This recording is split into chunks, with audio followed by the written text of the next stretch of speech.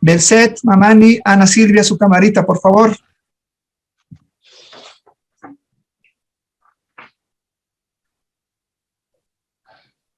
Muchas gracias.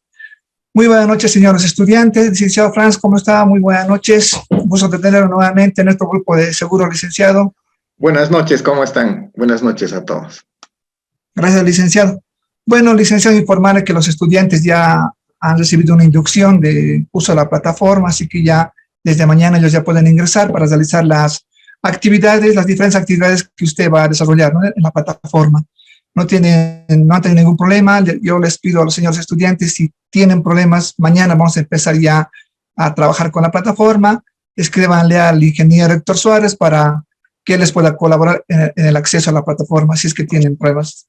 Yo creo que no van a tener problemas, así que vamos a esperar si algún estudiante tiene problemas. Hoy nos toca el módulo 1, bases técnicas del seguro. Les voy a dar, por favor, el detalle de cómo se va a trabajar durante estas 2 semanas con las ponderaciones. Ya sobre 100 puntos va a haber el foro 1 y 2, que ya está colgado en la plataforma. Pueden ingresar a partir de la mañana, 10 de la mañana, vale 10 puntos, ¿no? Los revisan, lo evalúan y luego, por favor, lo desarrollan. Cada foro 5 puntos. El foro 1 y 2, que está colgado hasta el próximo domingo, 23:59, también indica eso en la plataforma, 10 puntos. Va a haber una tarea de 10 puntos, eso con el docente vamos a coordinar si va a ser la tarea de esta semana o la de la próxima semana. Solamente va a haber una tarea. ¿No, licenciado? Eso ya vamos a coordinar con el licenciado si va a ser esta semana o la próxima, eso se les va a comunicar. Sí, es más probable que sea la siguiente, pero es así. Perfecto, entonces solo esta semana tenemos el foro 1 y 2 en la plataforma. La próxima semana tenemos el foro 3 y 4, 10 puntos, y la tarea de 10 puntos. Lick, va a haber 2 tareas, si no me equivoco, tareas, pues aquí tengo una tarea de 10 puntos la primera semana y la segunda semana también. ¿Está correcto? Sí, vamos a ver, creo que va a ser muy importante de acuerdo a lo que vayamos avanzando, ¿no? Está previsto, digamos, por la metodología del módulo, 2 tareas, ¿ya? Pero el anterior módulo lo que hemos hecho es, bueno, vamos a ver, por eso digo, de acuerdo al avance, ¿ya? En el anterior módulo hicimos una sola tarea, pero realmente era más profunda, digamos, la tarea, ¿no? Perfecto, doctor. Está muy bien, licenciado. Entonces me confirma para esta semana si va a haber tarea. Y así entonces, si va a haber una sola tarea, entonces la evaluación sería sobre 70 puntos, que va a ser la próxima semana. ¿Está correcto, licenciado? Está correcto. Gracias, licenciado. Bueno, hoy nos toca el módulo 1, bases técnicas del seguro. Voy a presentar al licenciado Franz Emilio Guarachi Callapa, ex experto en gestión de riesgos financieros y tiene una certificación en la internacional en la CQRM, ¿no? Tiene una experiencia profesional en 25 años en el área de seguros. Tiene una licenciatura en economía, es economista licenciado en la Universidad Católica Boliviana, tiene una maestría en Derecho Económico, CIDES-UMSA, un diplomado en métodos cualitativos para el análisis económico en la Universidad Privada Bolivia de La Paz. Tiene un diplomado en Derecho Bancario. Adelante, licenciado, si un poquito nos cuenta su experiencia laboral, por favor, y ya puede iniciar su clase, licenciado. Gracias, muchas gracias y buenas noches a todos. Bueno, simplemente una aclaración.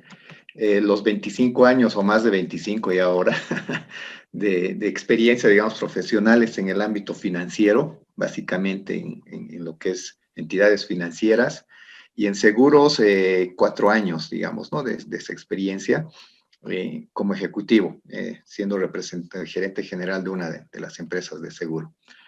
Con esa aclaración, pero sí, en todos los casos, creo que lo más importante es el riesgo, ¿de acuerdo? Creo que eso es lo que vamos a ver ahora en el módulo, y sí tengo una certificación internacional en lo que es CQRM, que es una certificación en la administración de métodos cuantitativos de riesgo, ¿no? Así es, Certification Quantitative Risk Management, así es. La certificación, esta certificación se la pude obtener viajando a Colombia, creo que ahora con la tecnología se la puede obtener incluso en línea, ¿no? Entonces, bueno, quizás eso es lo más importante para este módulo que estamos viendo. A ver, ¿qué es lo que hago actualmente y qué es lo que hacía? Creo que vale la pena un poco para que también podamos compatibilizar criterios, ¿no? Siempre he estado en el ámbito financiero, más que nada en lo que es intermediación financiera.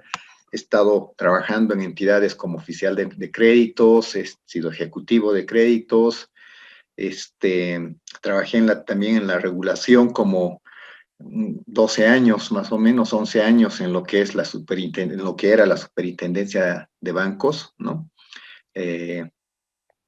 Y bueno, ahora es ASFI, ¿no? Yo salí antes, bueno, al inicio de que empezó a ser ASFI, voluntariamente salí porque por temas de diferencias políticas e ideológicas, ¿no? Yo soy un poco más, me considero una persona más técnica que política, entonces como que no entraba ese cuadro, ¿no?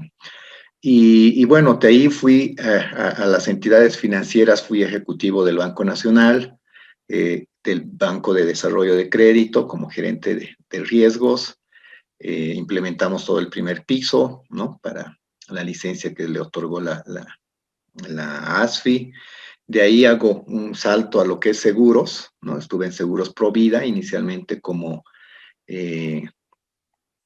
gerente de operaciones y finanzas, luego gerente general, ¿no? Es una historia muy, muy complicada. Seguros Provida actualmente está intervenida. Yo salí antes de que pase eso, pero tengo que comentarles, ¿no? Lamentablemente es una experiencia en la cual he aprendido bastante en el tema de seguros y en el tema de riesgos he logrado perfeccionar, yo diría, o mejorar, ¿no?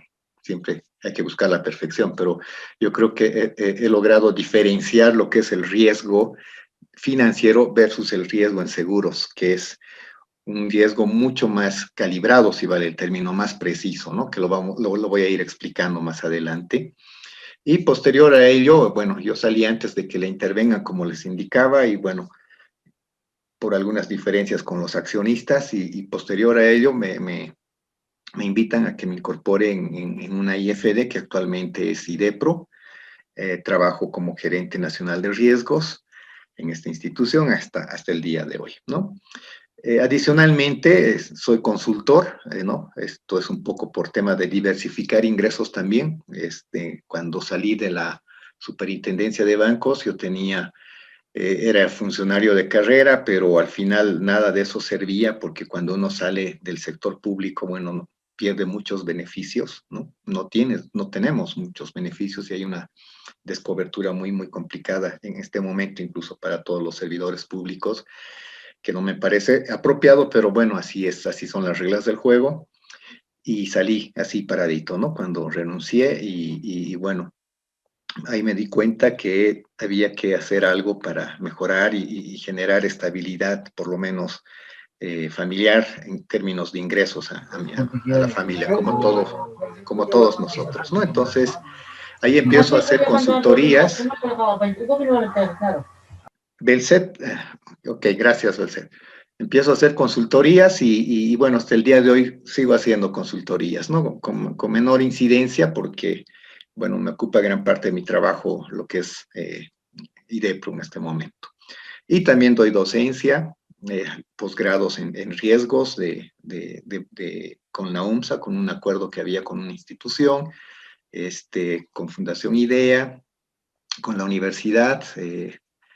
Actualmente también doy clases en la Unifrance, ¿no? Entonces hago esas tres cosas, ¿de acuerdo? Y me considero una persona muy inquieta, no me gusta estar en mi zona de confort, por eso es que he hecho estos cambios, ¿no? Cuando salía del Banco Nacional, porque realmente es una entidad muy linda el Banco Nacional, y se presentó la oportunidad de hacer todo el primer piso del BDP, es como hacer un nuevo banco. Sabía el riesgo que corría porque no había mucha estabilidad, porque el BDP es una entidad, una sociedad anónima mixta entre lo que es político y tiene mucha incidencia el gobierno ahí, ¿no? Entonces, pero había que hacer el primer piso y me pareció un desafío y un reto muy, muy importante y que lo tomé con el riesgo de dejar una gran entidad por atrás, ¿no? Pero eso es salir de la zona de confort, no me arrepiento y bueno, hasta el día de hoy no me quejo, me siento muy bien y muy cómodo, ¿no? Yo siempre digo que el dinero no es todo, hay muchas cosas que hay que valorar y siempre hay que equilibrar. digamos, de manera bien simple, eso es lo que yo hago actualmente, ¿no? Y bueno, y ahora estoy incursionando en un ámbito, como les digo, soy una persona muy inquieta en el tema de la bolsa de valores, pero la bolsa de valores como inversor o como corredor, digamos, de montos muy pequeños todavía en la bolsa de Nueva York. Soy miembro de un grupo sobre todo formado en Perú, que se llama Global Bolsa. Hacemos análisis de tendencias del mercado de la bolsa para ver inversiones, ¿no? Es un mundo también diferente, muy interesante, de alto riesgo también, y que bueno, hay que tener mucho cuidado, ¿no? Entonces, estoy en eso, chicos, y con la mayor predisposición de, más que de dar clases magistrales o qué sé yo, con la mayor predisposición de transmitirles más que nada las experiencias, ¿no? Porque la parte académica, la parte conceptual la pueden encontrar ustedes en los libros, lo pueden encontrar en el internet, hay bastante información, pero las experiencias buenas y malas no siempre se las escriben, sobre todo las malas, ¿no? Es decir, yo tengo una experiencia en el tema de seguros y una espina porque la entidad en la que yo gerentaba, bueno, actualmente está intervenida y bueno, es una espina, aunque yo no he sido protagonista de todo eso, pero bueno, es una espina que te queda y tengo que comentarles, ¿no? Entonces, pero de esas experiencias uno va aprendiendo y va generando experiencia y además transmitiendo cosas que no se tienen que hacer o que no se deben hacer, ¿no? Porque lo bueno siempre uno lo va comentando, ¿no? Si nos va muy bien, si somos exitosos y todo lo demás, eso es lo primero que se sabe. Esto lo he visto también en la historia. Hay un libro, me gusta mucho leer, hay un libro que es La historia de Bolivia, no contada, donde el historiador narra y cuenta las cosas que no sabemos, ¿no? Porque él decía que cuando dos personas pelean y le preguntas, quizás sea muy machista el ejemplo, pero cuando dos personas pelean y tú le preguntas a la persona que cuente, digamos, o que narre la pelea, la persona va a contar los golpes que ha dado, no los golpes que ha recibido, ¿no? Y la historia a veces es así, solo contamos o nos gusta contar lo bueno y no lo malo. Y ambas cosas cuentan al final en la vida, ¿no? Y en la historia. Entonces, bueno, con esta introducción, no sé si tienen alguna consulta, alguna aclaración del módulo, ya para empezar a ver y entrar en materia del curso. Me gusta mucho que participen porque así también se hace más, más interesante y más dinámico el avance de estas horas, ¿no? Y bueno, no voy a pedirles que se presenten porque vamos a ocupar mucho tiempo. Creo que en el transcurso del tiempo de los días vamos a ir intercambiando comentarios y yo también conociéndolos, ¿de acuerdo? Pero sí me gustaría un poco conocer la expectativa que tienen, ¿no? De dos o tres personas que voy a indicarles al azar. Espero que sea un resumen, ¿no? He estado viendo, siempre que cuando doy este módulo, le pido a la fundación, ¿no? Que me presten más o menos el perfil de las personas que están en el curso y veo que la mayoría de ustedes están muy familiarizados con el tema de seguros, por tanto, yo creo que va a ser mucha retroalimentación de parte de ustedes porque están trabajando, están en el medio. Es como que estamos en la piscina todos, no voy a enseñarles a nadar porque ya saben nadar, ¿no? Y más bien lo que vamos a tener que hablar es de medir la temperatura del agua, de medir si la altura de la piscina está bien, cosas más técnicas y un poco más profundas, ¿no? Y para las personas que no están familiarizadas con el tema del seguro, también me va a gustar que si hay cosas que no entiendan y tengamos que retomar cosas quizás un poco más básicas, no se sientan limitados de hacer su consulta, ¿de acuerdo? Entonces, eh, a Álvaro Domínguez, si lo estoy viendo así al azar, me gustaría escuchar tu expectativa del módulo y un poco también ajustar quizás en función a esa expectativa algunos criterios o conceptos del módulo, ¿no? Que vamos a dar hoy día, o bueno, en estas 2 semanas. Te escucho, Álvaro. Buenas noches, bueno, como dicen, yo soy Álvaro Domínguez. Eh, en el ámbito del seguro sí trabajo más o menos unos 10 años. Actualmente estoy trabajando en Kiefer y, a ver, en general con el diplomado quiero ampliar más mis conocimientos en seguros. prácticamente todo lo que sé, lo sé empíricamente y no está por demás una base teórica, se podría decir, ¿no? De acuerdo, gracias, Álvaro. Me gustaría escuchar la opinión, a ver, de Tania Cuellar. ¿Cuál es la expectativa que tienes del módulo? Buenas noches, Licen. Bueno, la expectativa que tengo, ¿no?, es poder ampliar los conocimientos, aprender más de seguro y, bueno, como usted dice, a veces las experiencias, ¿no?, son diferentes o sea, con experiencia uno quizás aprende más, ¿no?, escuchando las experiencias de otras personas, como dice usted, ¿no? Entonces, eso nos ayuda mucho igual para facilitar el conocimiento y poner más en práctica lo que son las técnicas del seguro. Gracias.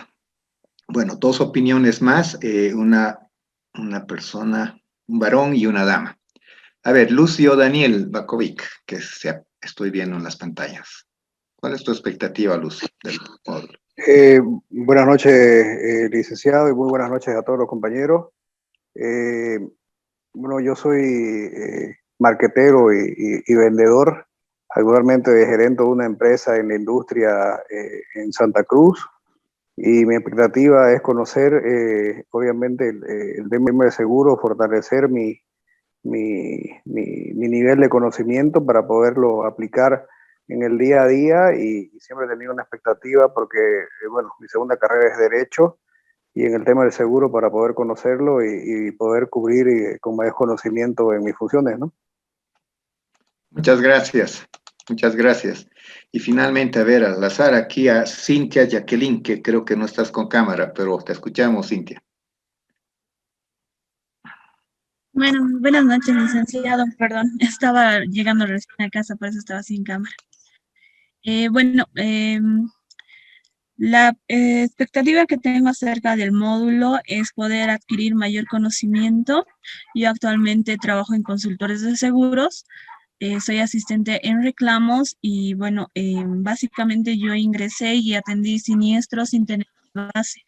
Y para mí es fundamental adquirir las bases técnicas del seguro y poder así desempeñarme de una mejor manera en mis funciones laborales. Muchas gracias, Cintia. Bueno, gracias. Creo que todos estamos, bueno, me queda claro que varios conocen algo que quizás nos va a apoyar bastante nuestro compañero de marketing o el gerente de la empresa. Lo más difícil en seguros es vender, por si acaso, ¿no? O sea, y yo lo he vivido. Podemos tener el mejor producto y si no lo sabemos vender, no sabemos cómo, como decía mi jefe, digamos, uno de los dueños de la empresa, si no sabemos vestirla bien bonita a la novia, no, lo vamos a desanimar al novio, ¿no? Para que se case. Entonces, y eso es vender, hay que saberlo vender bien, ¿no? Entonces, y eso y es una técnica también que seguramente lo vamos a ver ya en otro módulo, pero sí yo les comento que es muy importante esa parte ya en la parte de gestionar una empresa de seguros. Muy bien, pero ¿qué es lo que vamos a ver ahora en las bases técnicas, no? Lo que vamos a hacer es una introducción bien rápida al mercado de seguros, criterios de sostenibilidad, porque es muy importante conocer esto, porque el seguro es asumir riesgos, ¿no? ¿Qué estamos dando? Estamos brindando, estamos vendiendo una cobertura de algo. Entonces, si nosotros coberturamos algo que no conocemos o un siniestro que nos puede generar un pago de siniestro muy elevado, ¿no? En términos monetarios, y nos puede, o la recurrencia de un siniestro que lo hemos medido mal y en lugar de que existan 10 siniestros en el año han sucedido 20 siniestros o 30 siniestros y al final en lugar de generar ingresos hemos generado pérdidas o nos afecta el patrimonio, entonces es bueno conocer eso. Y por eso vamos a hacer una introducción al mercado desde el punto de vista de los productos y los riesgos que están implícitos en cada uno de ellos y los criterios de sostenibilidad, porque es importante. Si yo voy a asumir un riesgo, también hay normativa que nos dice, ¿no? O sea, si quieres asumir un riesgo A, tú tienes que también tener una espalda X, ¿no? Para soportar ese riesgo y por tanto tienes que ser sostenible en el tiempo, ¿no? Es muy importante eso. Después vamos a ver un poco de lo que es el seguro en Bolivia desde el punto de vista de clasificar los tipos de seguros que tenemos y la gestión de riesgo básicamente, ¿no? Las bases técnicas del seguro, el cálculo de primas y las aplicaciones prácticas. Básicamente, yo diría que lo más importante, digamos, adicionalmente de la parte teórica o conceptual que vamos a ver, lo que nosotros deberíamos tener claro es esto, estos dos puntos, ¿no? Yo diría que eso, bueno, incluyendo esto, ¿no? Estos son los 3 puntos, digamos, que le hacen a nuestro módulo. Y voy a ver cómo vamos avanzando, ¿no? Mucho va a depender de ustedes con el anterior con el anterior curso, por ejemplo, hemos destinado gran parte de nuestro avance de las clases y hacían muchas preguntas y, bueno, me exigían averiguar algunos temas más. Incluso llegamos a hacer bueno, había una inquietud de uno del curso que también trabajaba en seguros de cómo podríamos haber generado, por ejemplo, un producto, una cobertura de seguro para los constructores, ¿no?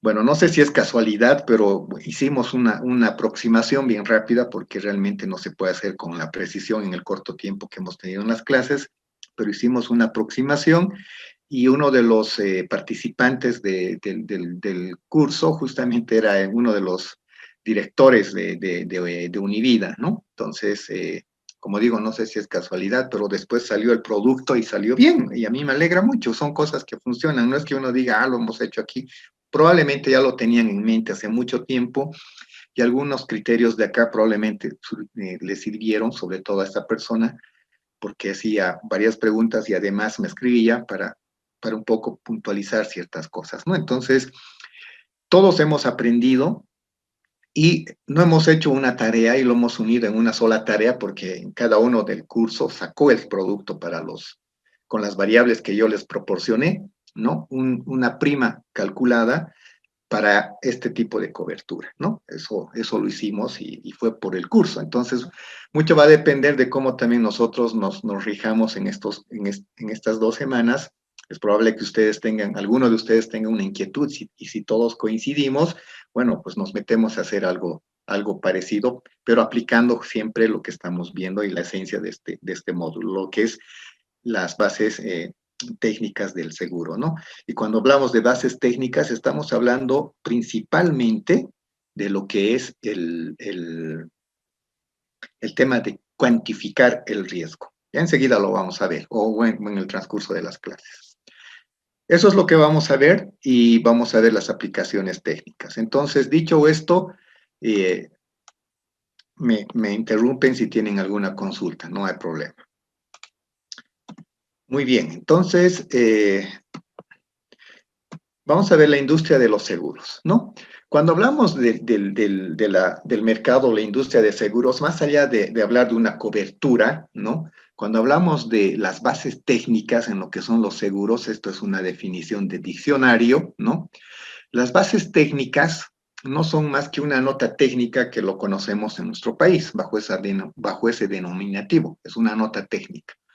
Es el nombre que reciben todos los cálculos actuariales, ¿no? Que se utilizan para cada ramo de modalidad del seguro, ¿no? ¿Qué significan estos cálculos actuariales, no? Estos cálculos actuariales, ¿no? Están referidos a lo que son estos numeritos, ¿no? Que acá estoy poniendo, ¿no? 1 entre 560, ¿no? 1 entre 100, ¿no? Enseguida voy a ver qué son estas relaciones. Estas relaciones salen justamente de estos cálculos actuariales que se realizan sobre ciertos siniestros, ¿no? Que se van cuantificando. Entonces, ¿para qué nos van a ayudar estos cálculos actuariales? Nos van a ayudar para determinar la prima, ¿no? Que vamos a aplicar a ciertos productos, ¿no? Y esta prima tiene que tener, pues, criterios, ¿no? De equidad y suficiencia. ¿Qué quiere decir eso? No podemos cobrar algo muy caro, pero tampoco algo que no sea, que esté por debajo de su costo, ¿no? Y tiene que tener una suficiencia, o sea, tiene que estar equilibrado. Es tan simple como esto. Nosotros seguramente todos tenemos, o la mayoría quizás de los que estamos presentes o familiares nuestros han tenido que pagar un seguro del SOAT, ¿no? Seguro contra accidentes, el SOAT. Tiene un costo de, creo que ahora ha bajado, son 80 bolivianos, ¿no? Por cada movilidad particular. Entonces, haremos el ejemplo, 80 bolivianos. Si esa es mi prima del seguro, ¿no? Porque esos 80 bolivianos está cubriendo varios componentes del riesgo principalmente, pero si no vendo más que 2 seguros o tres pólizas, ¿no? Estamos hablando de 3 por 8, 240 bolivianos, o 24 3 por 8, ¿no? 240 bolivianos de 3 primas que voy a cobrar. Y si sucede un solo siniestro de los 3, ¿no? Justo sucede uno, con lo que he cobrado y con lo que he vendido de pólizas, no va a ser suficiente para cubrir el riesgo, pero tengo que cubrirlo, ¿no? Es probable que el siniestro me cueste, no sé, la cobertura de los $1,000, ¿no? O más, o 25,000, o si es que fallecen, ¿no? Entonces, y apenas cobré 280. Entonces, si hice mal mi cálculo, como les decía, a eso se refiere esto de la equidad y suficiencia. Si me equivoqué en los números, ese producto que estoy vendiendo puede generarme más bien pérdidas, ¿no? Y no puedes volver hacia atrás porque tú ya vendiste la cobertura y puede suceder el siniestro cualquier momento. Y no puedes decir, no, es que no he vendido muchas, entonces no voy a poder cubrir este siniestro. No, señor, tienes que cumplirlo, ¿no? Ahí entra el tema, por ejemplo, de la regulación. ¿Por qué el seguro es regulado, por ejemplo, ¿no?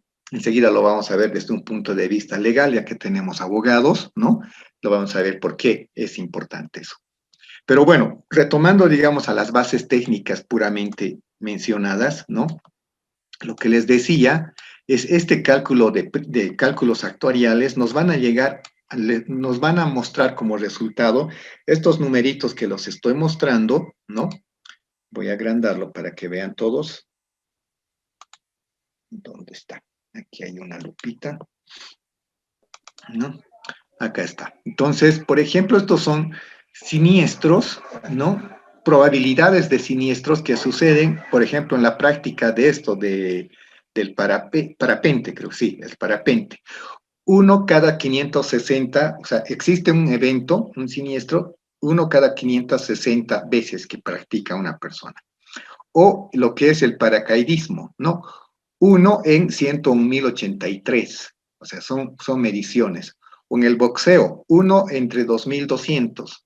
Esa es la probabilidad de ocurrencia de un evento, de un siniestro que pueda suceder. O en los buceadores, ¿no? En los scuba diving, 1 entre 34.400, ¿no? O en el fútbol americano, 1 entre 50.000, y así, sucesivamente. Por ejemplo, en estas carreras, 1 en 100. O sea, la probabilidad de que suceda un accidente es altísima, ¿no? En una carrera, en un Grand Prix. Es decir, esto casi es el 1 entre 100, es 1 cada 100 corredores, ¿no? Es altísimo. En motociclismo, 1 entre 1,000. O esta otra, que no sé qué es, son las canoas, ¿no? 1 entre 10,000. O sea, son ejemplos, ¿no? Entonces, estos numeritos que estamos viendo no es que alguien lo ha puesto al azar, ¿no? Entonces, son números que van saliendo, ¿no? De esto que les decía, los cálculos actuariales.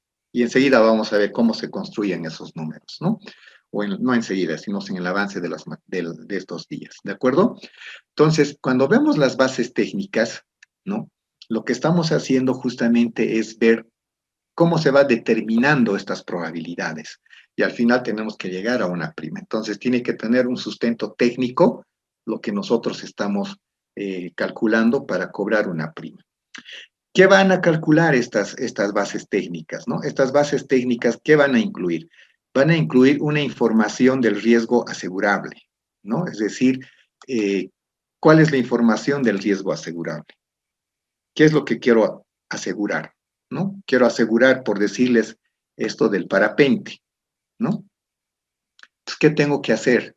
Tengo que conocer, a eso se refiere a la información, tengo que conocer qué es este deporte, dónde la practican, cuántas personas practican, cómo está el mercado, porque por ahí hago y solamente hay 10 personas en toda La Paz que normalmente hacen esto y no sé si vale la pena hacer un producto para 10 personas, por decirles, ¿no? Entonces, a eso se refiere. Tenemos que tener toda la información posible del riesgo asegurable.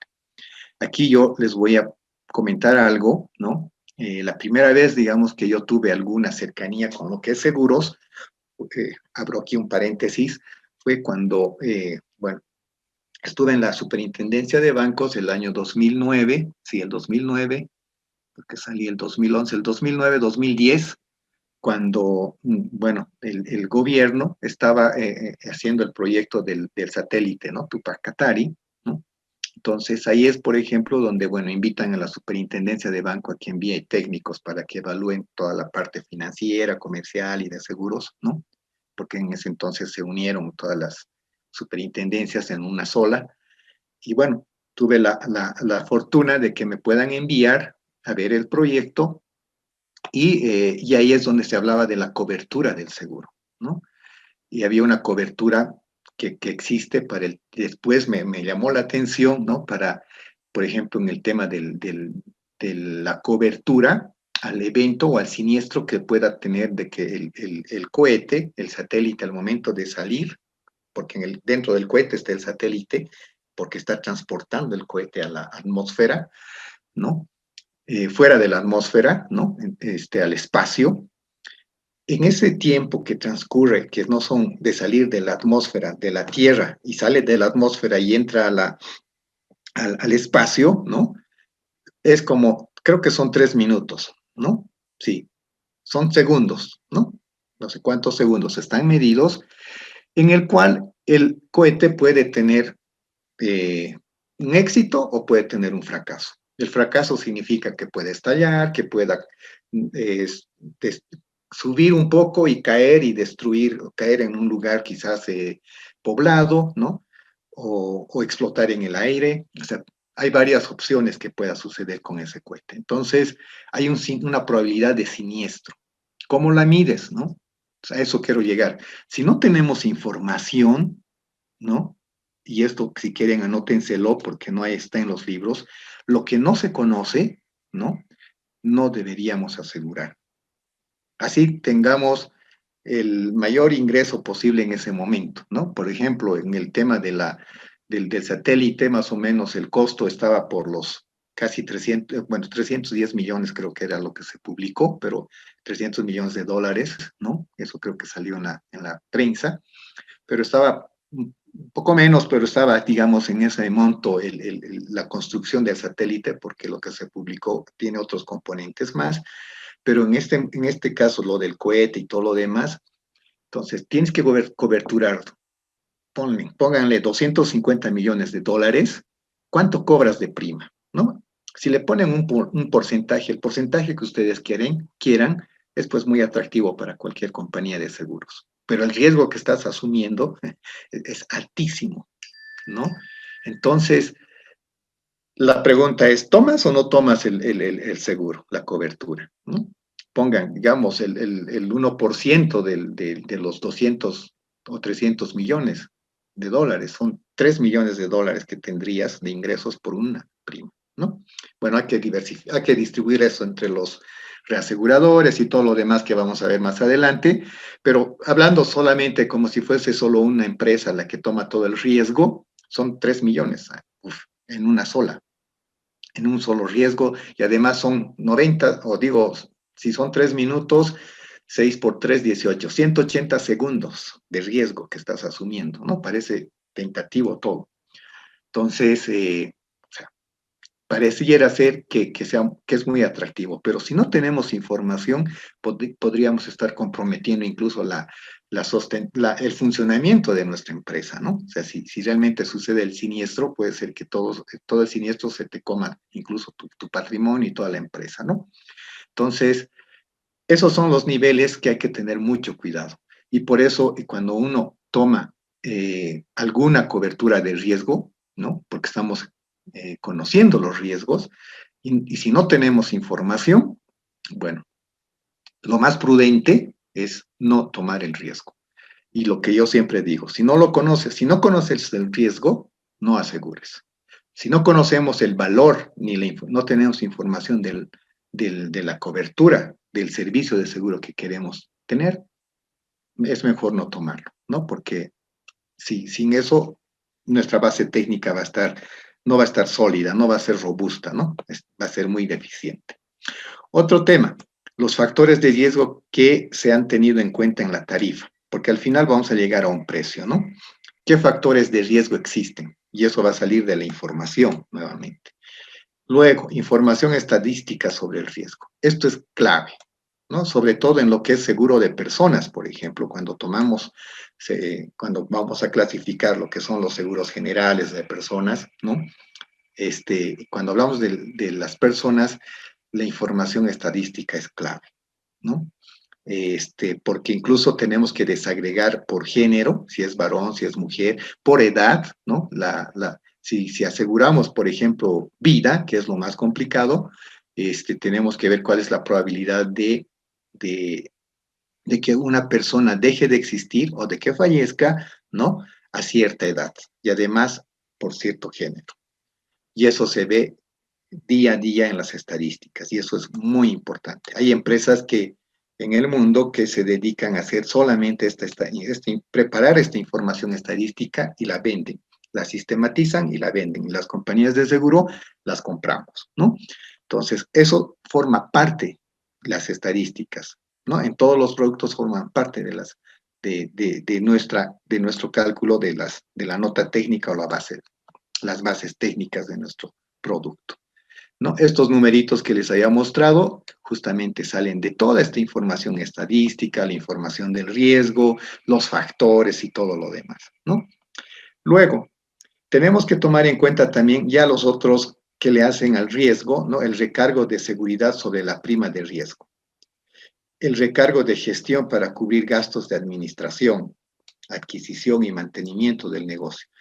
Esto es importante porque las personas somos las que gestionamos y hay que pagarle sueldos. A la persona que comercializa el producto, seguramente hay que pagarle. A la persona que...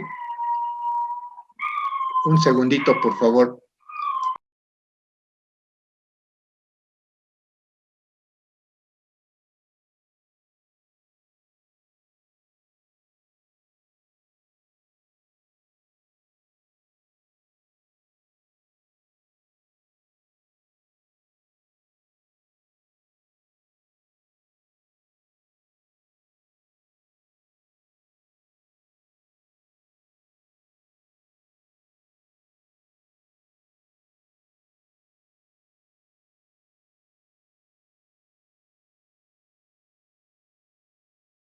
Bueno, disculpen.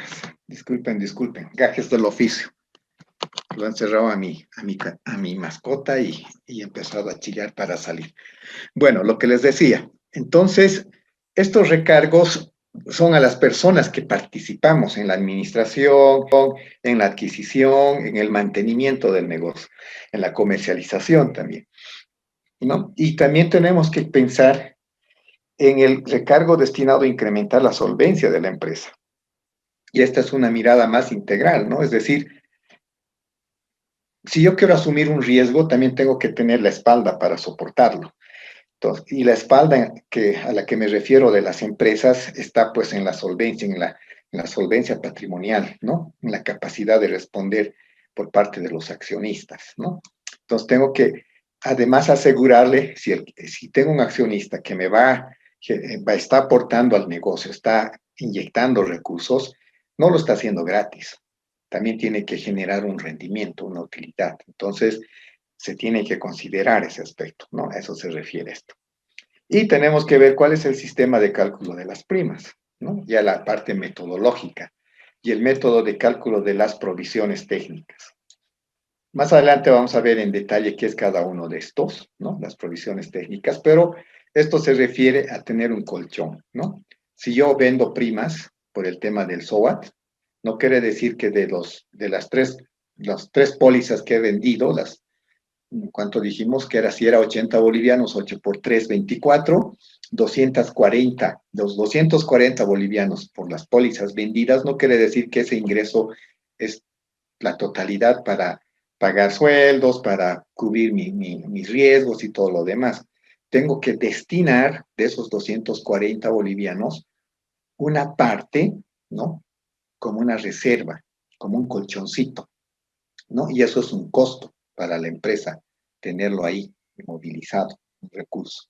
Y ahí entra en el tema de inversiones, pero bueno, eso no tiene todavía nada que ver con las bases técnicas, después lo vamos a ver.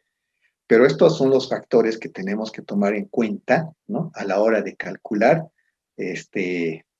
la prima de cualquier producto.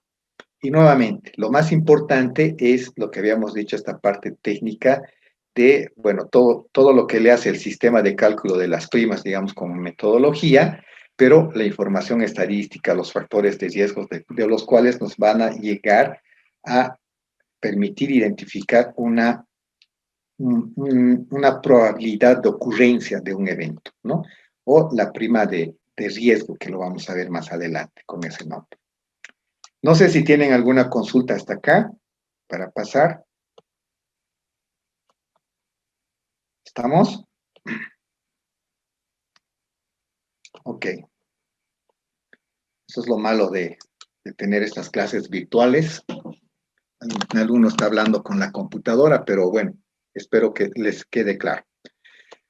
Ya pasando a la otra parte, ¿no? Cuando hablamos, digamos, ya de los seguros,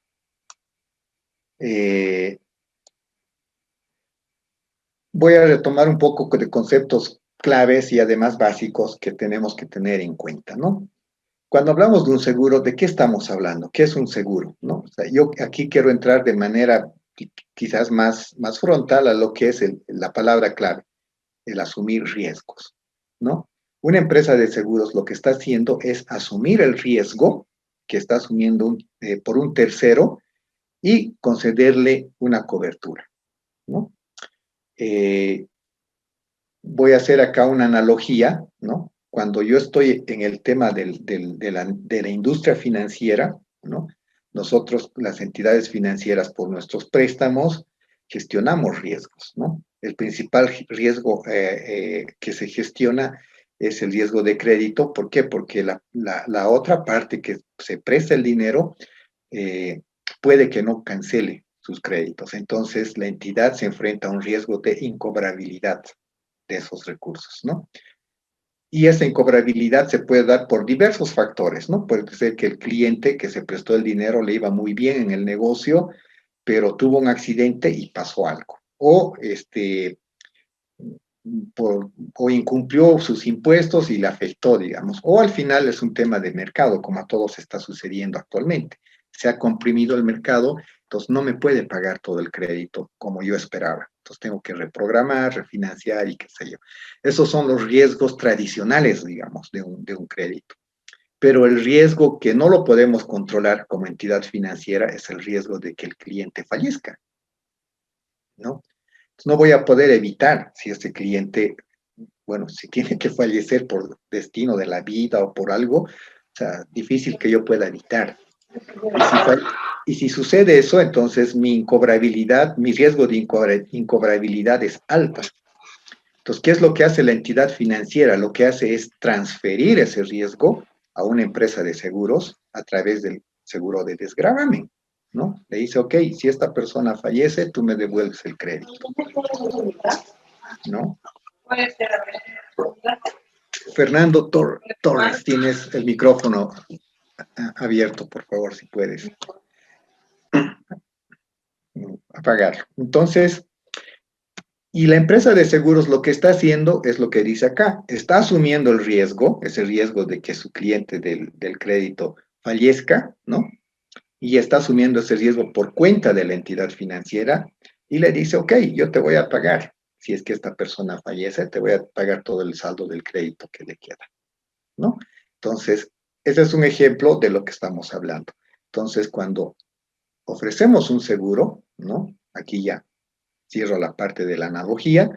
estamos asumiendo riesgos como prestadores de la cobertura de terceros, ¿no? Por riesgo que terceras personas ajenas a nosotros están tomando riesgos y nosotros estamos concediéndoles esa cobertura. Entonces, eso es, en cualquier producto que ustedes se imaginen, eso es lo que estamos haciendo, ¿de acuerdo? En el seguro, estamos asumiendo riesgos, por eso el tema de riesgos es clave, ¿no? Y aquí hago otro paréntesis, lo que yo les decía, cuando yo me he especializado en gestionar riesgos financieros, el riesgo de crédito, riesgo de liquidez, riesgo operativo, riesgo de mercado y todos los riesgos que se conocen en el ámbito financiero, ¿no? Pero cuando entré a lo que es seguros, vi el tema, sobre todo el del riesgo de los seguros de vida, ¿no? Los seguros de personas, ¿no?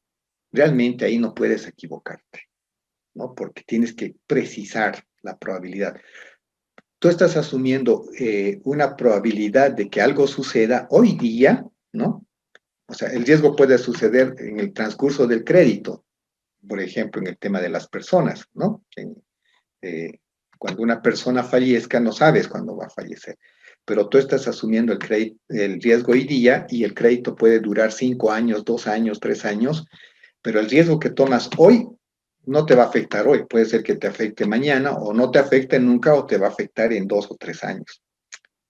Entonces tienes que estar atento a ese periodo de tiempo. Entonces, eso es muy importante, ¿no? Entonces, con esto yo cierro el paréntesis de decirte que cuando hablamos riesgos, ¿no? No solamente en el tema de seguros es hacer estimaciones o aproximaciones, son ya mayor precisión, mayor calibración. Por eso estos cálculos no los hacemos nosotros estadísticamente y hacemos un cálculo simple. Por eso hay las matemáticas actuariales, ¿no? Que nos dan esas probabilidades mucho más precisas, ¿no? Y lo que nosotros tenemos que hacer, esto lo saco de la experiencia, es decir, el actuario matemático conoce muy bien lo que está haciendo, conoce muy bien la numerología, pero nosotros como gestores del seguro conocemos la parte cualitativa. Sabemos cuáles son los riesgos adicionales que están en cierto producto. Y además en nuestro mercado, ¿no? El mercado de La Paz es diferente al de Santa Cruz, es diferente al de Cochabamba, en diferentes factores. En un mismo producto, por ejemplo, el tema del SOAT, ¿no? El tema del SOAT, por ejemplo, tenía mucha incidencia por la doble vía. Antes de que exista la doble vía de Oruro a La Paz, los accidentes eran altísimos, ¿no?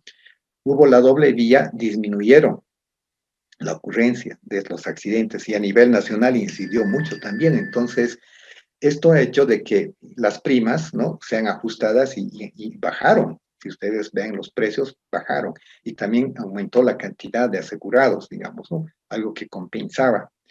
Pero eso tiene que ver un poco con como les decía, en la adecuación. Una región puede tener unas características de riesgo diferentes que otras, ¿no? Eso se los pongo como ejemplo, el tema del SOAT. Puede ver, no sé, otro ejemplo, el tema de la construcción, ¿no? El nivel de construcción de La Paz es diferente al nivel de construcción de las otras ciudades pequeñas, por ejemplo, no sé, Sucre, Tarija, Oruro, no se construyen muchos edificios como en La Paz, digamos, ¿no? Entonces la siniestralidad puede ser diferente de Oruro a la de La Paz. Entonces, esas características que son cualitativas más que cuantitativas, ¿no? Justamente las pone el gestor del seguro, ¿no? La experiencia de los que estamos metidos en el negocio. Entonces, esa complementariedad en lo que hace el actuario, ¿no? Que es netamente cuantitativo, con lo cualitativo del gestor de los seguros, esa combinación generará el éxito de un producto, ¿no? Y poner una prima adecuada. Ya después les voy a comentar algunas experiencias, como les decía, a veces de los no diría fracasos, pero de los desaciertos, ¿no? Aprendemos bastante en esto. Ahora, en el mercado de seguros, según nuestra legislación, eso hay que tenerlo clarísimo, ¿no? ¿Qué es una actividad aseguradora? O sea, nuestra legislación indica que comprende la otorgación de coberturas y la asunción de riesgos. Otra vez estamos hablando, riesgos, ¿no? Riesgos de personas naturales o jurídicas, incluyendo las propias entidades aseguradoras y en todo otro servicio que implique cubrir riesgos y el prepago de servicios de índole similar al seguro. ¿Qué es el seguro? El seguro es el contrato por el cual el asegurador se obliga a indemnizar un daño o a cumplir la prestación convenida al producirse la eventualidad prevista y el asegurado o tomador a pagar a la prima, ¿no? O a pagar la prima, ¿no? Y el asegurado. Entonces, ¿qué quiere decir esto? Hay un tomador que paga una prima y hay un asegurador, ¿no? Que tiene que cubrir esa eventualidad, ¿no? A eso se refiere, a esa prestación. Aquí, desde el punto de vista legal, creo que es muy importante puntualizar lo siguiente. Y la pregunta, quizás tenemos, creo, un abogado en el curso o dos, quizás que nos pueden ilustrar un poco más a esta pregunta que yo la lanzo, ¿no? Es decir, ¿por qué creen que la industria de seguros, así como, bueno, igual que la industria financiera, está regulada y muy regulada, ¿no? Pero iremos a la parte de seguros. ¿Por qué creen que está regulada la parte de seguros? Por el Estado. Y no solamente en Bolivia, están en todos los países, ¿no?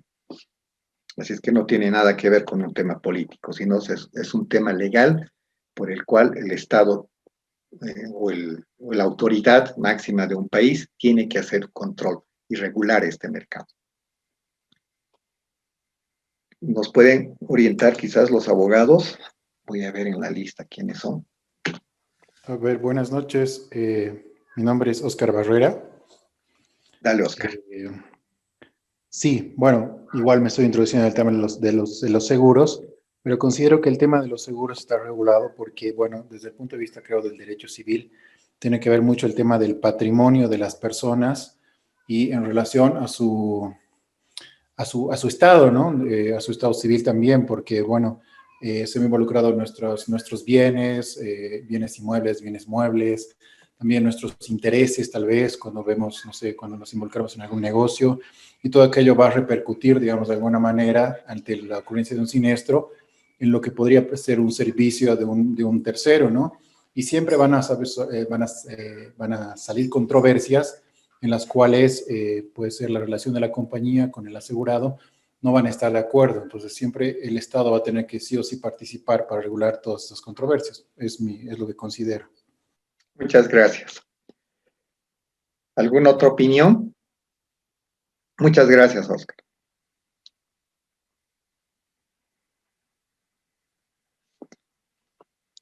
¿Alguien que no sea abogado igual? ¿No? ¿Por qué creen que? Porque los recursos que se manejan son de índole privado, ¿no? Yo tomo un seguro con una empresa privada, entonces uno dice, ¿y por qué el Estado regula, digamos, no? Sí, buenas noches, Lucio Bakovich acá. Adelante, Lucio. Igual que en la banca, tiene que tener una regulación porque en el momento de que en cualquiera de los dos, ya sea seguro o banca, existe un mal funcionamiento, un mal manejo de ambos, hay una toma ya ser la superintendencia o como la hace en un momento o quebra un banco y creo que queda a cargo de intermediación de un ente tercero y adicional a ello hay una regulación de costos en este momento que los seguros no pueden poner valores tan amplios como en un momento estaba dado y ser diferente y tener diferentes costos entre todos los seguros, porque al final es una guerra sangrienta entre todos que se convierte en un mercado libre, ¿no? De acuerdo. Gracias, Lucio. ¿Alguien más? Buenas noches. Está bien, todos noches, lo que dicen está correcto. Edwin, adelante. Me parece que lo más cercano y lógico es para evitar pues la usura, precisamente cuando interviene algún dinero en medio, más que todo cuando es una empresa privada, entonces el Estado pues interviene para evitar estos problemas de usura, de ganancia quizás abusiva. Entonces, por eso para mí tienen que ser regulados estos temas financieros. Gracias, Erwin. Muchas gracias. Buenas Buenas noches. noches. Buenas noches. Adelante. Primero la dama y después las otras dos. Adelante, Patricia, ¿no? Sí, exactamente. En este caso, al existir una norma, tiene que haber necesariamente una instancia regulatoria, ¿no? Esta instancia que va a ser como una especie neutral, me imagino que para hacer pues como una especie de auditoría, no sé, cuando sea necesario, en el tema de que haya cumplimiento, ¿no? De los contratos, que no haya pagos o cobros en exceso, una serie de situaciones que pueden confrontar ambas partes, ¿no? Y ahí es el papel importante del Estado, ¿no? Para poder intervenir en estos temas. De acuerdo. Está bien. Gracias, Patricia. ¿Alguien más quería? Sí, buenas noches. Adelante, Bueno, Manuel. quería complementar indicando de que el Estado está prácticamente obligado a garantizar un mercado competitivo, ¿no? Hay un mundo bastante grande de empresas que tienen que ser controladas, reguladas, desde el tema de ser solventes, de la misma credibilidad que ellos proyectan y la transparencia con la que se deben manejar. Por eso la importancia de que estén regulados. De acuerdo. Está bien, todo lo que dicen es muy válido, pero algo que quiero que nos quede claro a todos, no solamente para el tema de seguros, ¿no? También para a otras industrias, hay la palabra clave que los abogados me van a dar la razón, ¿no? Es lo que se llama el interés público. Estas actividades, ¿no? Son de interés público. ¿Qué quiere decir eso? Por más de que sean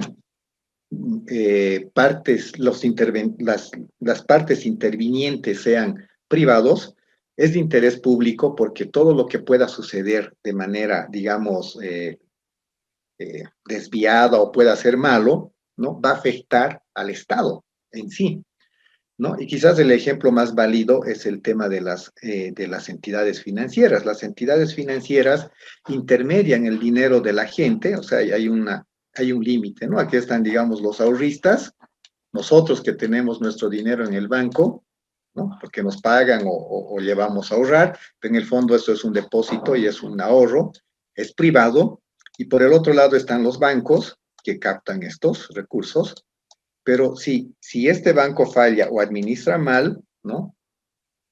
El problema no es para el Estado, el problema es para nosotros y para muchas personas que estamos metidas en esto. Entonces, el Estado ve en esta intermediación financiera, ¿no? De esta entidad a los ahorristas un interés público, ¿no? Y por eso tiene que participar, tiene que regular, con todos los factores que ustedes han mencionado, ¿no? Para que no utilicen cláusulas abusivas, para que cumplan con el servicio, para todo eso, pero hay un interés público, ¿no? En el tema de los seguros, exactamente lo mismo, ¿no? Ya no son ahorristas acá, ¿no? Lo que hay acá son los tomadores de seguros, ¿no? Los asegurados lo llamaremos así, y aquí las empresas de seguros. Hay muchos asegurados ya privados, en el SOAT nada más, que es un seguro obligatorio, no sé cuántos, no sé cuántos asegurados son, vamos a ver las estadísticas, pero superan el 1.000.000, ¿no? De personas que pagan, que si una empresa funciona mal y no cubre ese servicio, está dejando a varias personas en una situación de indefensión, ¿no?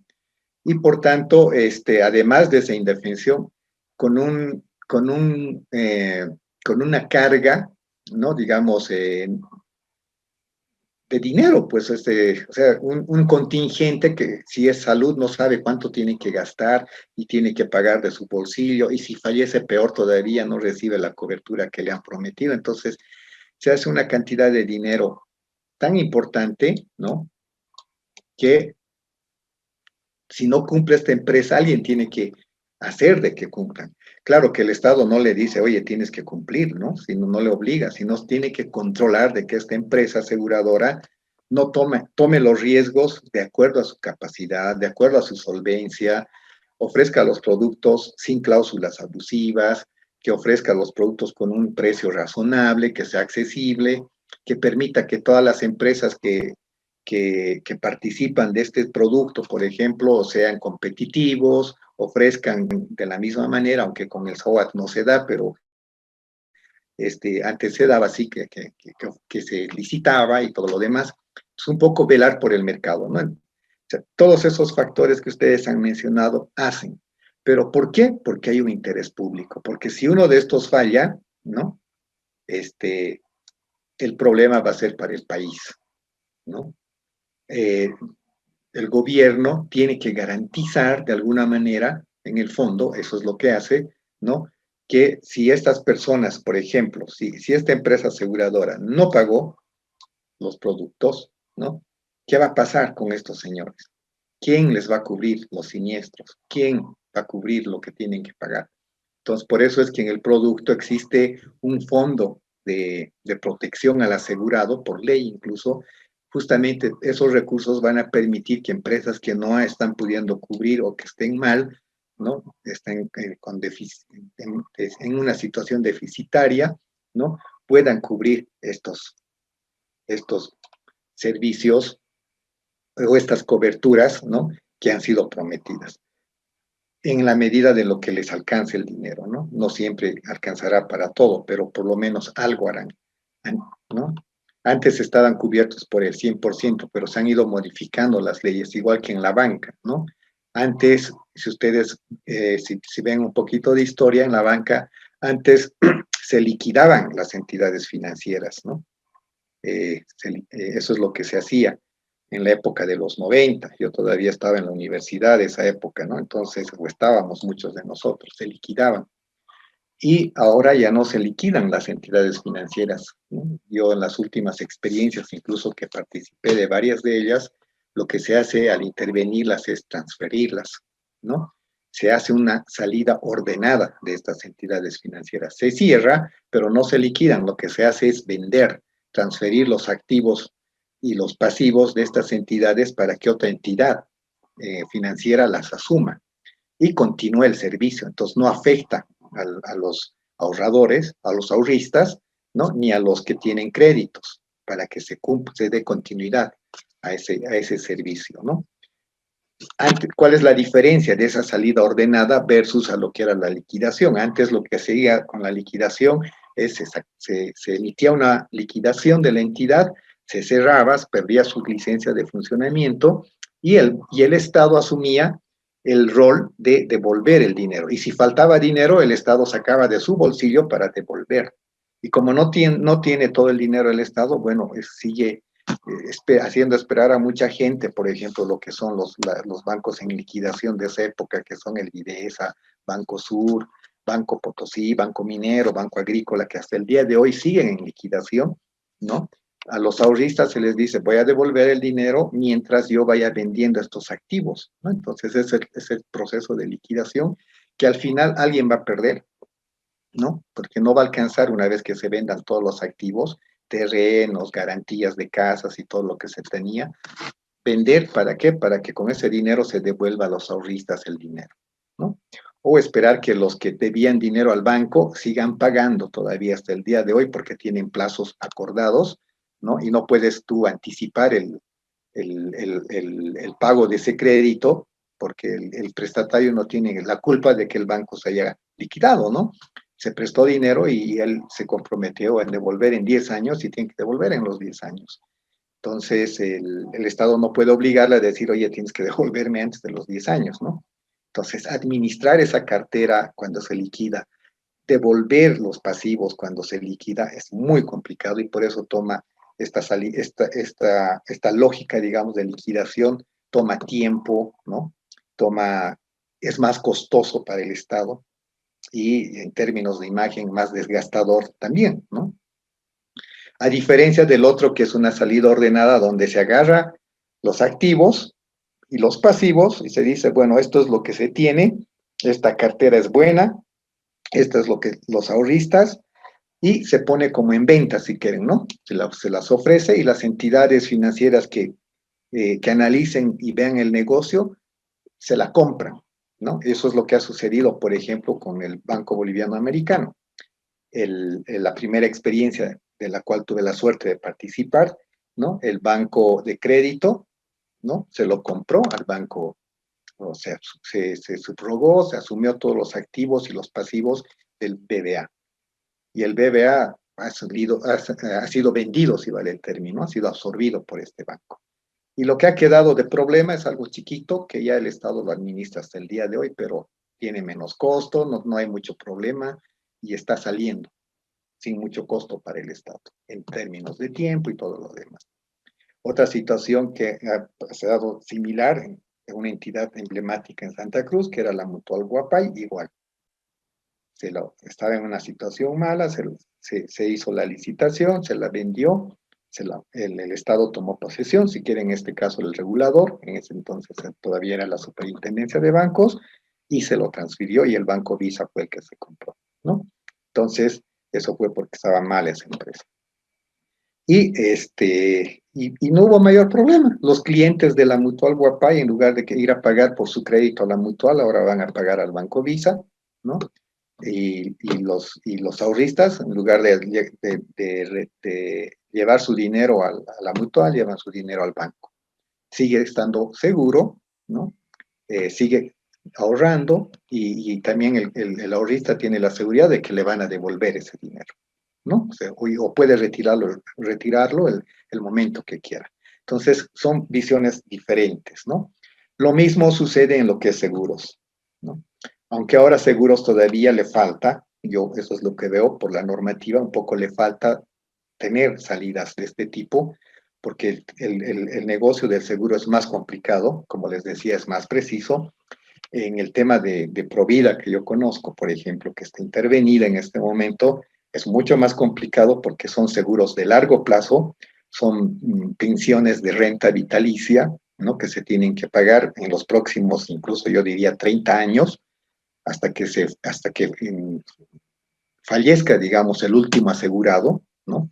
Porque no solamente es al titular principal que se asegura, sino también se ha asegurado a los dependientes, ¿no? Y en la época que estaba, por ejemplo, esto lo pongo como conocimiento, no tanto por contar historias, sino como conocimiento técnico, ¿no? Algunos asegurados de renta vitalicia, que es esto, por ley, incluso sus beneficiarios, ¿no? Tienen el derecho a cobrar una pensión hasta cierta edad, cuando son menores de edad, ¿no? Entonces, aparecen, qué sé yo, hijos o no del matrimonio, sino con terceras personas, y tienen el derecho esos hijos de cobrar esa pensión vitalicia, ¿no? Hasta que cumplan, por ejemplo, si hoy día presentan a un niño, porque el asegurado tuvo hijos con otra persona y ese niño lleva el apellido del titular, entonces ese niño hasta sus 18 años tiene el derecho, hasta los 21 años, mejor dicho, tiene el derecho de percibir una pensión vitalicia por su papá, independientemente de que esté casado o no, ¿no? Entonces, en términos de cómo podemos cuantificar, por ejemplo, ese tipo de eventualidades que se puedan dar, porque al final se llama siniestros, ¿no? De estos eventos, ¿cómo podemos cuantificar? Difícil cuantificar. Entonces, por eso el tema del seguro de personas, sobre todo esto de pensiones, es muy, muy complicado. Es bien difícil de gestionarlo, ¿no? Y bueno, pues, pero hay que hacerlo, ¿no? Pero son ese tipo de eventos que al final uno cuando toma un riesgo, ¿no? Al adquirir, al licitarse una póliza y uno comprometerse a pagar ese seguro, está exponiéndose a esos riesgos contravinientes que puedan ir sucediendo. Y hay que tener una medición, ¿no? En ese sentido, ¿no? Bueno, pero en el tema de este tipo de seguros es otra la lectura que les comento por las razones y todo lo demás. Otro día podríamos discutir, pero básicamente tiene que ver con cambios normativos en la parte de la cuantificación de las reservas, ¿no? Y es un tema de riesgo de mercado, digamos, si analizamos en el tema estrictamente académico, es un tema generado por un riesgo de mercado, por calce de monedas. Ya les voy a explicar algún rato, cuando lleguemos al seguro de personas, ¿no? Pero bueno, en ese sentido, vamos a volver a lo que les estaba explicando. El tema de que exista regulación en el mercado de seguros, no se olviden, es porque es un tema, es una actividad, no es un tema, es una actividad de interés público. Y por eso tienen que existir.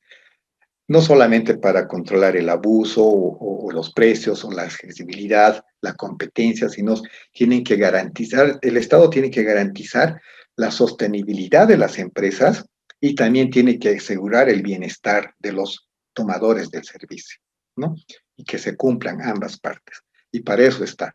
Entonces, para eso establece una serie de normativas para que las empresas aseguradoras, por ejemplo, solo se dediquen a ciertos rubros, una de seguros generales no se puede dedicar también a personas, ¿no? O solamente ciertas compañías de seguros pueden hacer ciertos productos, ese tipo de cosas, ¿no? Y por otro lado va midiendo siempre el margen de solvencia, eso lo vamos a ir viendo más adelante. Entonces, esos son los mecanismos por los cuales las empresas de seguros están, digamos, reguladas y los mecanismos por los cuales el Estado hace el control y no sé si decir garantiza, pero vela en todo momento por la sostenibilidad de ese mercado, ¿no? Y por la buena asignación de los recursos pues, en ese mercado. Básicamente es eso. Bueno, entonces sigamos. Seguimos en la introducción al mercado de la industria de seguros. Ahora es bien importante, ya viendo la industria, es probable que haya omitido alguna, ¿no? Pero lo podemos incluir. ¿Cuáles son los actores en la industria de seguros? ¿Con quiénes nos interrelacionamos los que estamos en la empresa, como en las empresas de seguros o los que somos tomadores de seguros, ¿no? Los actores de la industria de seguros, los principales, ¿no? Básicamente son, primero, el sujeto o el objeto de cobertura de seguro, ¿no? Tiene que haber o una persona o un patrimonio que estamos cubriendo a través de este servicio del seguro, ¿no? Esto es uno, perdón.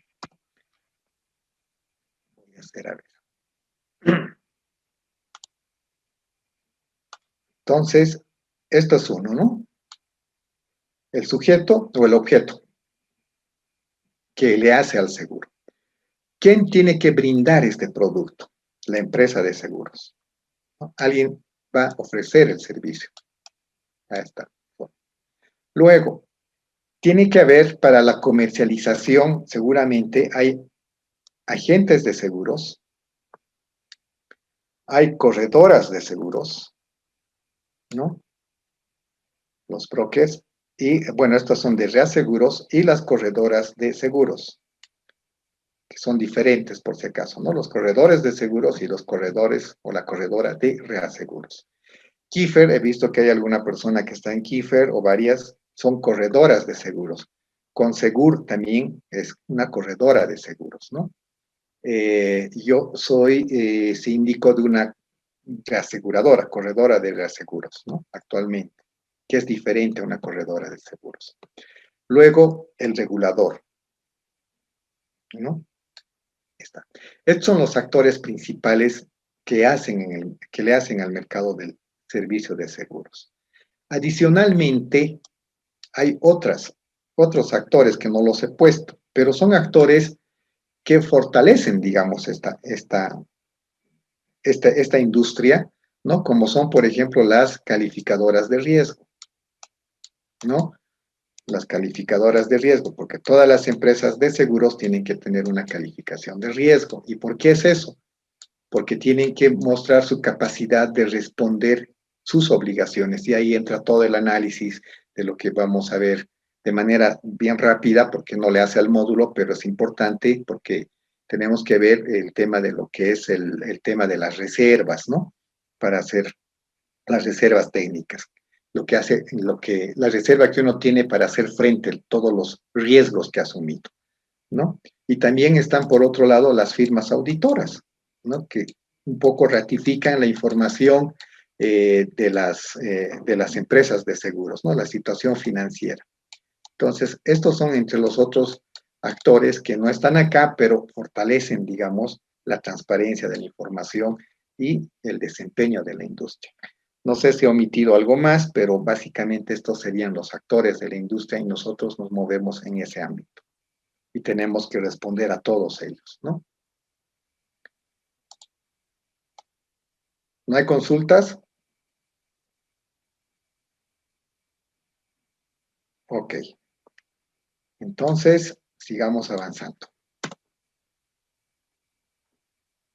¿Las Disculpe, clases hasta qué hora son? Adelante. Quizás aclarar la diferencia entre el corredor de seguro, el broker, y el agente de seguros. El agente.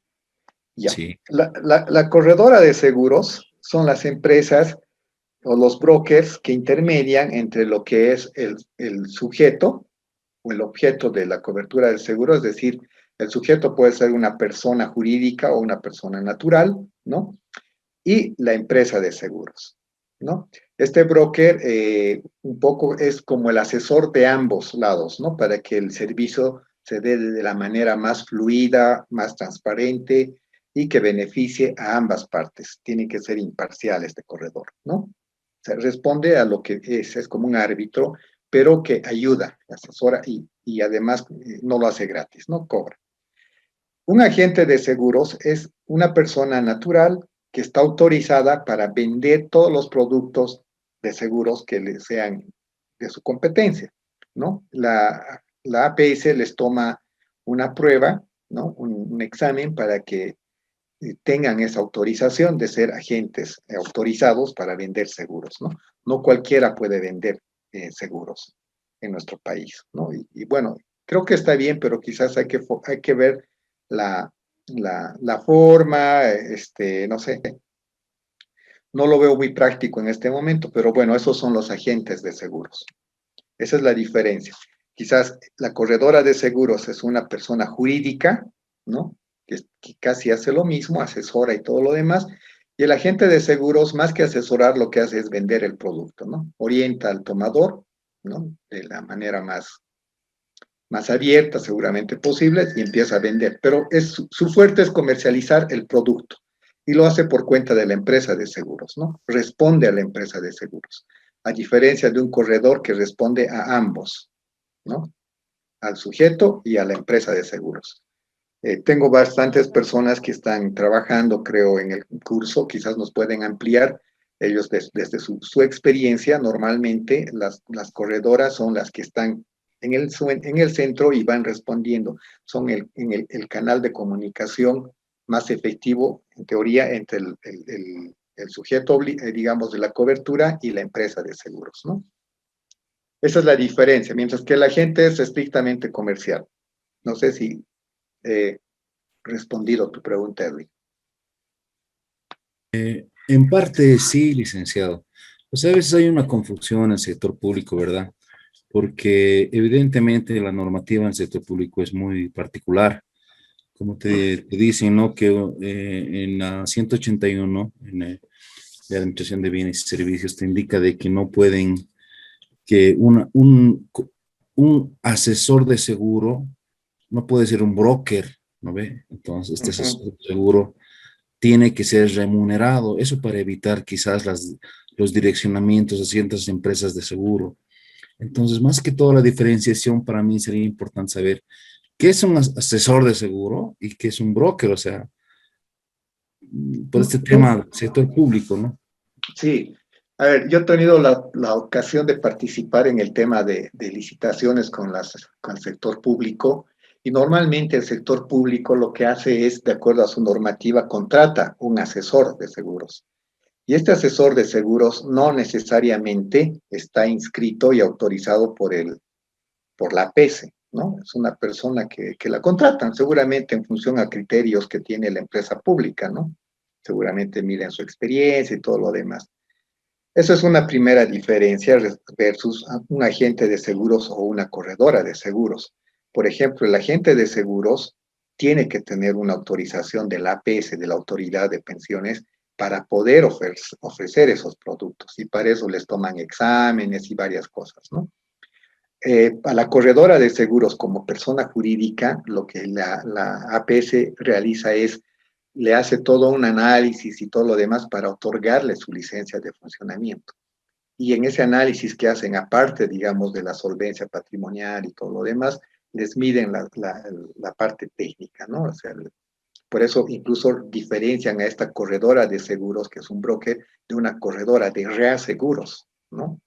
Entonces son diferentes modalidades, digamos, de servicios que tienen estas personas jurídicas.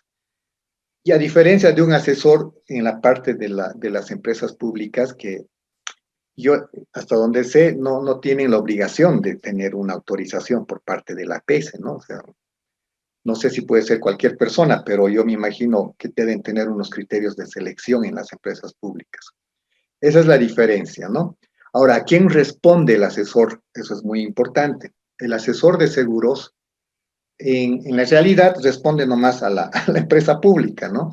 No responde a la empresa de seguros, o a las empresas de seguros, ¿no?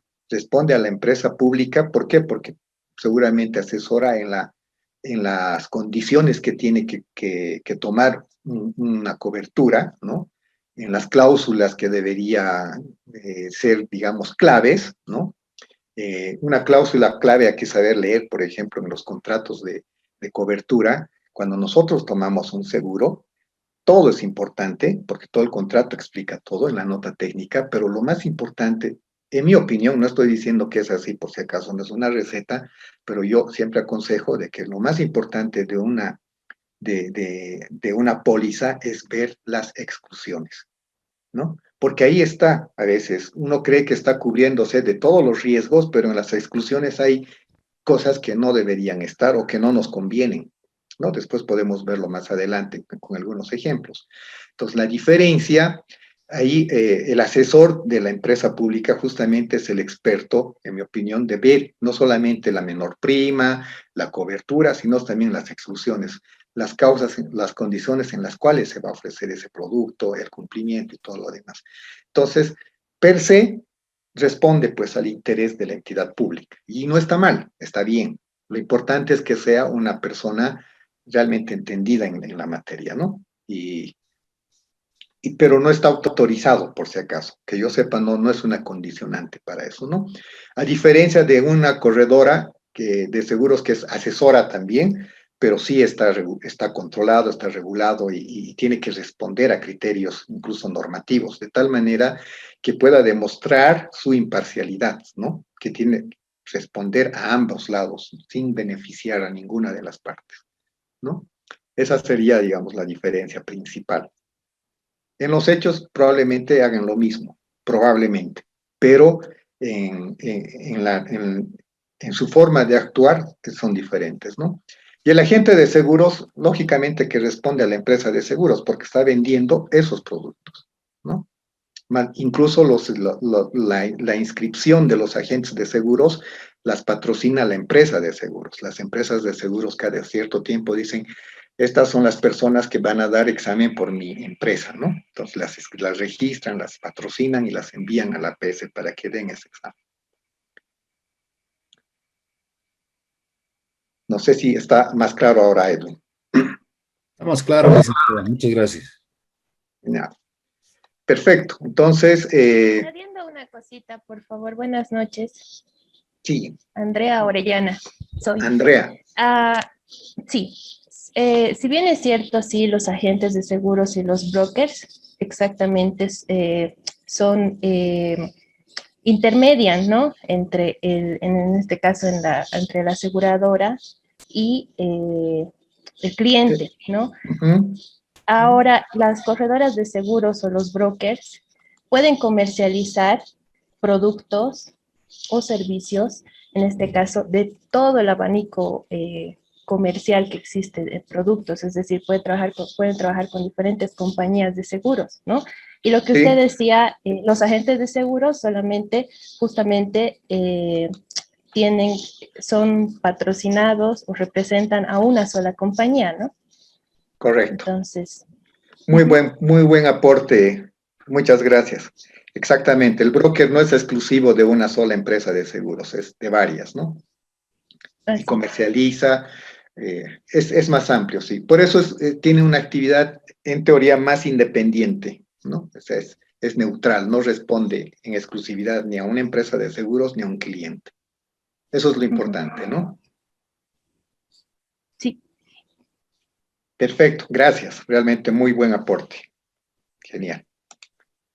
Muy bien, entonces, ahora vamos a aterrizar en las modalidades, porque es siempre bueno ordenarlos, ¿no? Cuando hablamos de seguros, hablamos de varias cosas. Hay N productos, hay N empresas, y para eso, lo que ha hecho la industria local y también las otras en todo el mundo, ¿no? Prácticamente, porque son como estándares, ¿no? Entonces, hay 3 modalidades de seguros, ¿no?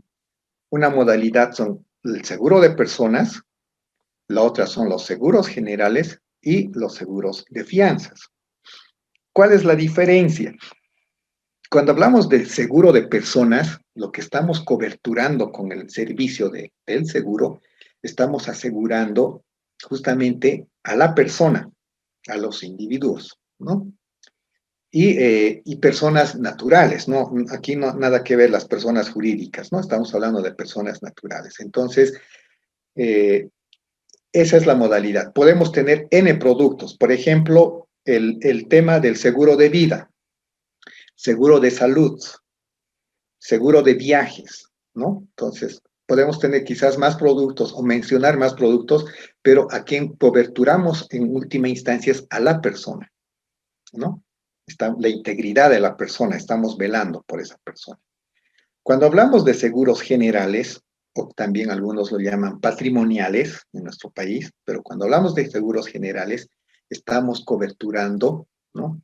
A los bienes, objetos, materiales, ¿no? Una movilidad, una casa, un avión, ¿no? Un barco, bueno, no sé, todos los bienes que nos podamos imaginar, ¿no? Esa es la diferencia. En el de generales son personas, bien, o digo, generales son objetos, materiales, ¿no? Cosas de objetos, muebles, qué sé yo. En el tema de personas es a la persona, todos esos productos. Y las fianzas son una cobertura de servicios a ciertos contingentes, lo llamaremos así, que no son tangibles en este momento, ¿no? La persona es tangible, los objetos son bienes, los patrimonios, qué sé yo, son bienes tangibles, pero cuando hablamos de fianzas es algo que no es tangible, es algo intangible. ¿Qué quiero decir con esto? Que cuando hacemos seguros de fianzas, por ejemplo, puede ser la fianza es como una garantía, ¿no? Es decir, uno va a asegurar, por ejemplo, en una licitación pública, ¿no? Cumplimiento de contrato, o no, esta es pública, todavía no se ha adjudicado. ¿Cómo se llama la primera póliza que piden cuando hay licitaciones? Es el cumplimiento de... ¿Seriedad de propuesta? ¿Perdón? ¿Seriedad de propuesta? Seriedad de propuesta, ese es el nombre apropiado, muchas gracias. ¿No? Entonces, una póliza que una compañía de seguros pueda dar, que es una fianza en el fondo, para una seriedad de propuesta en una licitación. La empresa pública o privada necesita una seriedad una póliza para que la empresa que está proponiendo sea seria y cumpla con todos los requisitos que ellos han puesto de que tienen que cumplir y la empresa que se está postulando va a cumplir, ¿no? Por decirles un ejemplo, tiene que tener una antigüedad de 10 años, ¿no? Y la empresa tiene 9 años y medio, por decir la proponente, y lo pone 10 años, ¿no? Y esa seriedad de propuesta puede quedar descalificada por 6 meses, ¿no? Si es que realmente es una de las propuestas que es muy atractiva, digamos, ¿no? pero esa seriedad de propuesta no se está cumpliendo y puede ser que esa empresa sea descalificada y además, ¿no?, sea multada, en otras palabras, por la fianza, por el valor de la fianza que ha presentado. O sea, a eso se refiere. ¿Qué hace la compañía de seguros? La compañía de seguros lo que hace es darle una póliza de seriedad de propuesta a FH, por decirles, a la empresa FH, para presentarse en la licitación de alguna de las empresas del gobierno o una pública, ¿no? Y se quiso hacer al vivo esta empresa y puso 10 años cuando no cumplía con los 10 años. Y la póliza de seriedad de propuesta era, por decirles, por $10,000, ¿no? Entonces, ¿qué va a hacer la empresa pública si me descubre que yo no tengo los 10 años y solo tengo 9 años y medio, ¿no? Entonces me descalifica primero, y por hacerles perder el tiempo de estar proponiendo cosas que no, estoy faltando a la seriedad, esos 10,000 de la fianza que me ha proporcionado la empresa de seguros, la va a cobrar, la va a protestar, ¿no? Y la empresa de seguros A va a pagar los $10,000 por cuenta mía a esta empresa, a la pública, ¿no? Y yo, bueno, pues de alguna manera tengo que reponer o devolver esos $10,000 a la empresa de seguros. Pero la empresa de seguros, el momento que me ha ofertado una póliza, ¿no?, no había ningún bien, nada que proteger, era algo intangible. Estaba sujeto a que ocurra o no ocurra, ¿no? Es decir, a que se cumpla o no se cumpla. Si es una seriedad de propuesta, entonces la empresa de seguros está corriendo el riesgo de que yo, que me estoy presentando a esta licitación de seriedad de propuesta, cumpla con todos los requisitos. Entonces, nosotros, si somos compañía de seguros, estamos dando nuestra palabra por cuenta de terceros de que este señor va a cumplir con todos los requisitos y, por tanto, no vamos a pagar esa seriedad de propuesta, ¿no?, esa fianza. Se supone que no deberíamos, pero le estamos avalando. Entonces, al momento que ofertamos el papel, es algo intangible nada más. Se va a volver tangible cuando pague los $10,000, como en el ejemplo que les pongo. Esa es una fianza, ¿no?, en seriedad de propuesta. Puede haber otra fianza para cumplimiento de contrato, que eso es todavía mucho más largo, ¿no? Es decir, nosotros hemos trabajado, por ejemplo, con boletas de garantía, que es similar con un banco, ¿no? Porque es igual una fianza. Una empresa constructora nos dio la boleta de garantía porque estábamos haciendo una inversión de construcción de casas, ¿no?, por la empresa de seguros, para invertir los recursos en Santa Cruz. Estábamos construyendo, y para que nos garanticen que el dinero que pagábamos a la empresa constructora se aplique correctamente en la construcción de las casas, no desvíe a otros fines y se vaya con el avance de lo que habíamos previsto, le pedimos una boleta de garantía. O podía ser también una fianza de cumplimiento de contrato, si quieren, ¿no? Entonces, esta boleta de garantía a nosotros nos garantizaba que la empresa constructora no desvíe fondos y aplique los fondos que le dábamos, los anticipos, qué sé yo, para comprar el material, pagar y avanzar en la obra. El momento que, digamos, había algún desajuste, nosotros teníamos el derecho de llevar ese papel de boleta de garantía a simple requerimiento, protestarla en el banco y decirle, señores, páguennos, ¿no? ¿Por qué? Porque esta empresa no ha cumplido con su trabajo, ¿no? Y nos tenía que pagar sin discusión. Eso es el momento que yo tengo el papel de la boleta de garantía, todavía es intangible, ¿no? Es una fianza, todavía no se está tangibilizando, está en un contingente, si vale el término. Y se va a hacer efectivo el momento que se incumpla. Entonces, esas son las diferencias de estas tres modalidades de cobertura de seguro. No sé si tienen alguna duda, sobre todo en el de fianzas. Podemos ampliar o aplicar o repetir. ¿Les queda claro?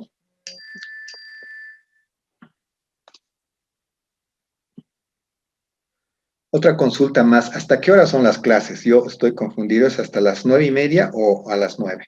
Hasta las 9, licenciado. Ya, no quiero abusar del tiempo de ustedes. ¿Paramos acá? ¿Les parece? Sí. Sí. Perfecto. Muy bien. ¿Está bien así las clases? ¿Están muy aburridas? ¿Está entretenido? Está didáctico, está bien. Está bien. Están perfectas, sí. Están bien, Lick. Muy bien. Sí, están perfectas, Lick. De acuerdo. Oscar Mauricio, ¿tienes algún comentario? No, no ninguno, licenciado. Muchas gracias. Perfecto. Bueno, ¿saben qué? No me digan mucho, licenciado, me siento viejo. Franz, nada más. ¿De acuerdo? Muy bien, entonces yo creo que el día miércoles nos vemos. Mañana hay que hacer algún trabajo, sí, del foro. Mañana les voy a mostrar, siempre falta el tiempo, algo sobre lo que es el COVID. Quiero que vayamos viendo en nuevos productos. Como ya tenemos una idea de cuáles son las coberturas, entonces el foro que lancé es importante la información, es importante la estadística, y quisiera un poco despertar su inquietud de todos ustedes. ¿Somos capaces ahora de brindar un buen producto de COVID? Una cobertura de COVID. Piénsenla, ¿no? Va en ese sentido. Y podemos también discutir el día miércoles algo del tema, aparte de lo académico, ¿de acuerdo? Muy bien, entonces nos veríamos el día miércoles y no se olviden, cuando hablamos de riesgos, lo que no conocemos, no aseguremos. No podemos asegurar algo que no conocemos. Y peor si no lo cuantificamos, ¿no? Entonces, dicho esto, nos vemos el día miércoles, por favor. Tengan una buena noche. Gracias. Gracias, buenas noches. Gracias. Buenas noches. Gracias. Buenas noches. Buenas noches. Gracias. Gracias, buenas noches. Buenas noches. Gracias, buenas noches.